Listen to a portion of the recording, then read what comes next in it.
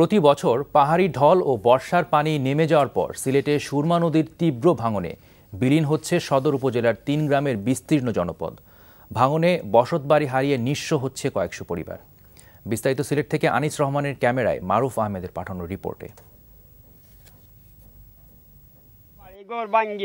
সব গেছি 10-20টা বাড়ি পিছন নিয়ে আমরা তো অবশ্যই মানুষ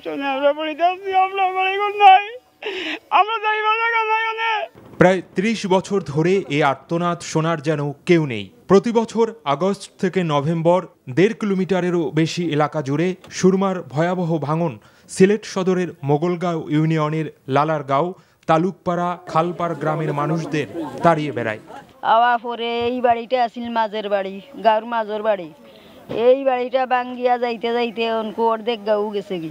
নদীর ভাঙ্গনে তো আমরা থাকতাম না, ঘরের থাকা যান না, রাত তো টরিয়া ফুরুতা কোন সময় গড় পড়বো নদী। চলতি বছর এরই মধ্যে বসত ভিটা হারিয়েছেন ২০টি পরিবার, অনেকেই হয়েছেন যাযাবর। ঝুঁকির মধ্যে রয়েছেন কয়েকশো পরিবার। কেউ কেউ বাপদাদার ভিটা আঁকড়ে থাকলেও নির্ঘুম রাত কাটাচ্ছেন তারা। এই যে ঘরটা দেখতে পাচ্ছেন, এইটা অনেক পরিবার ছিল, ওইখানে পরিবার ছিল, সমস্ত জায়গার জুড়ে অনেক পরিবার ছিল, কিন্তু এরা এখন বসত বাড়ি হারিয়ে যাযাবর অবস্থায় জীবনযাপন করছে।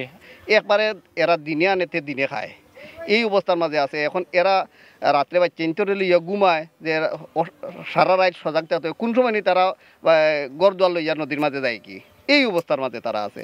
ভাঙন কবলিত ৩টি গ্রামের মধ্যে শুধু লালারগাঁও গ্রামে ৬৯ লাখ টাকা ব্যয়ে ভাঙন রোধে একটি প্রকল্পের কাজ শীঘ্রই শুরু হচ্ছে বলে জানালেন পানি উন্নয়ন বোর্ডের এ কর্মকর্তা।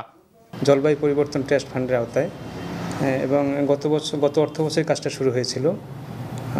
কিছু ফান্ড স্বল্পতার কারণে আমরা কাজটা একটু ছোট গতিতে ছিল, তো আমরা আশা করতেছি এবছর কাজটা শেষ হবে। ওখানে আমাদের ৮০ মিটারের কাজ আমরা হাতে নিয়েছি। NTV news desk.